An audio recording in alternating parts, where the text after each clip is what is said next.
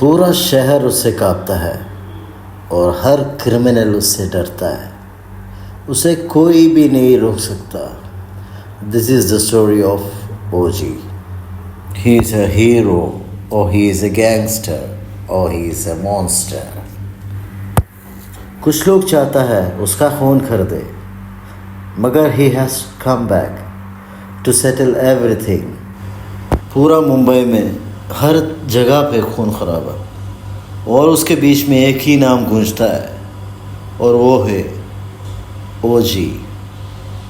ओजी इस मूवी में ओजी का जो कैरेक्टर है वो किया है mister Pawan Kalyan, one of the best superstars in Telugu movie. They call him OG सिर्फ एक फिल्म नहीं है, ये एक अनुभव है, एक विजुअल स्पेक्टिकल है, एक ऐसा मास एंटरटेनर है जिसमें खून है, गन पाउडर है और सबसे ज़्यादा है पवन कल्याण का स्टारडम। आज इस वीडियो में हम इस फिल्म का डिटेल रिव्यू करेगा।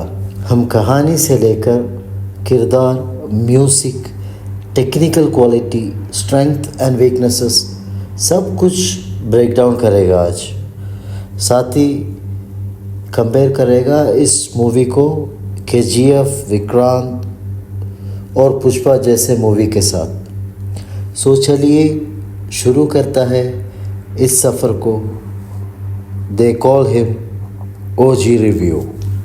दे कॉल हिम ओजी एक Telugu action crime drama movie है जिसे लिखा और डायरेक्ट किया है सुजीत ने।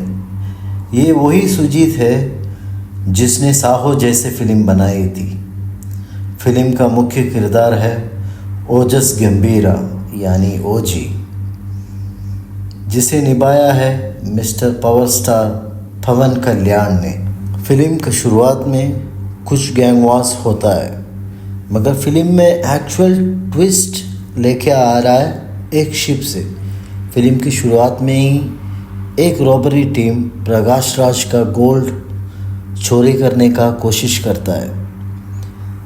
जब किसी का जान जाने वाला था उसी टाइम प्रकाश राज ने अपना गोल्ड को त्याग करके उस आदमी को बचाता है। ये सीन अनफॉर्चुनेटली ओजी उधर वो शिप में होता है और प्रकाश राज और ओजी उस टाइम नहीं जानता है और ओजी इसमें इम्प्रेस होके प्रकाश राज का जो गोल्ड था उसको भी चुरा लेता है और साथ ही जो लोग साथ में था वो सबको भी बचा लेता है। उधर से शुरू होता है दोनों का दोस्ती। फिर उसके बाद बहुत ज़्यादा मैसिव, बहुत एंटरटेनमेंट स्टोरी आ जाता है और उसके बाद ओजी 10 साल के लिए गायब हो जाता है। सबको लगता है शायद वो मर गया, लेकिन फिर 1993 में वो वापस आ जाता है मुंबई के वही सड़कों पर और वापस लेके आता है अपने नाम का वही खौफ। उसका सीधा टक्कर हो जाता है ओमी बाई से। वो किरदार निभाया है मिस्टर इमरान हाशमी ने। ओमी बाई है मुंबई का उस टाइम का डॉन, निर्दय, चालाक और खून से खेलने वाला। बहुत बढ़िया स्टाइलिश काम किया है मिस्टर इमरान हाशमी ने। ओजी और ओमी बाई की जंगी है इस फिल्म का दिल और सपोर्टिंग कास्ट भी दमदार था। प्रियंका मोहन लव इंटरेस्ट के रूप पे तो अर्जुन दास, श्रेया रेड्डी और प्रकाश राज भी अपने अपने रोल में कहानी को गहराई में लेके गया है। फिल्म का रन टाइम लगभग 154 मिनट है, यानी करीब 2 घंटे 34 मिनट। 25 सितंबर 2025 को ये फिल्म रिलीज़ हुआ है। तेलुगु, कन्नड़ा, हिंदी, तमिल और मलयालम में 5 भाषाओं में। और एक बड़ी बात भी है कि ये फिल्म को ए सर्टिफिकेट मिला है क्योंकि इनमें खून खराबा, हिंसा और बहुत बढ़िया ग्राफिक सीन्स है। सेंसर बोर्ड को कुछ सीन्स काटने भी पड़ी है। तो अब हम बात करता है इस फिल्म की खूबियों के बारे में। पवन कल्याण का स्टारडम ही फिल्म की सबसे बड़ी ताकत है। पवन कल्याण का प्रेजेंस जब वो स्क्रीन पे आता है, पूरा हॉल में सीटियाँ गूंजता है। उनकी डायलॉग्स, उनकी चाल, उनकी रवैया, सब कुछ लेजेंडरी लगता है। ये फिल्म असल में उनके लिए ही बनाया है। स्टाइलिश सिनेमाटोग्राफी और विजुअल्स, सिनेमाटोग्राफी फिल्म का एक अलग ही क्लास लेवल का है। हर फ्रेम ऐसे शूट किया गया है कि आपको भी लगेगा कि आप एक गैंगस्टर का ग्राफिक नॉवल को देख रहे हैं। बारिश में चलती हुई गाड़ियाँ, खून से लाल हुए दीवारें और डार्क बैकग्राउंड पे वो एक्शन, सब कुछ स्टाइलिश और सिनेमैटिक लगता है। और तमन का म्यूज़िक और बीजीएम। एक्शन फिल्म तो तभी पूरी होती है जब उसका बीजीएम तगड़ा हो। और इधर तो तमन ने कोई कसर नहीं छोड़ी, एकदम बढ़िया किया।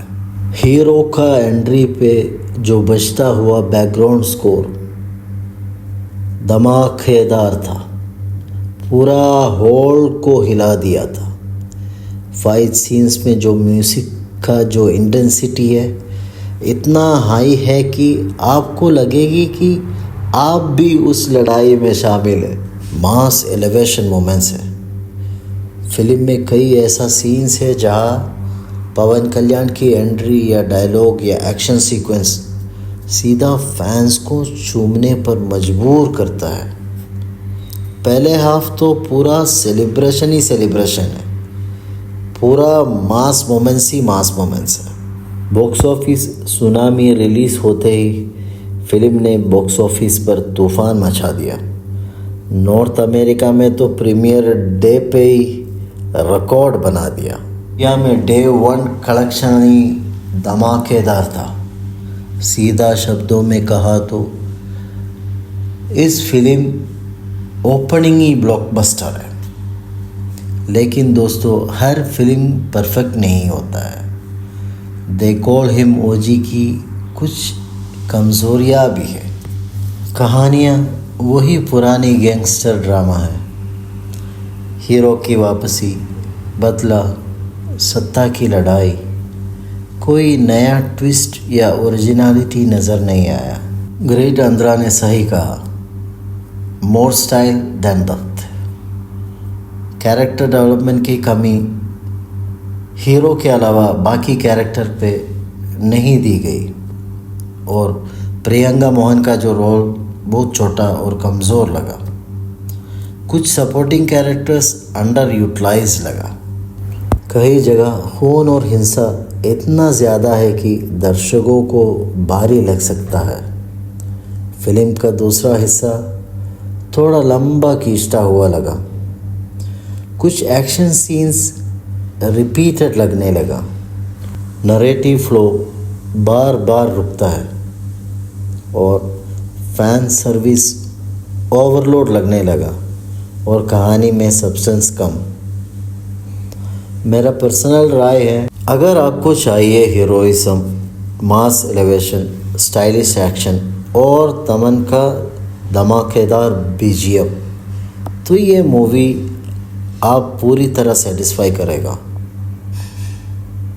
कोई शक नहीं। लेकिन अगर आप चाहता है स्ट्रॉन्ग स्टोरी टेलिंग या डीप कैरेक्टर्स या कोई अनप्रेडिक्टेबल ट्विस्ट, तो ये फिल्म आपको अधूरी लगेगी।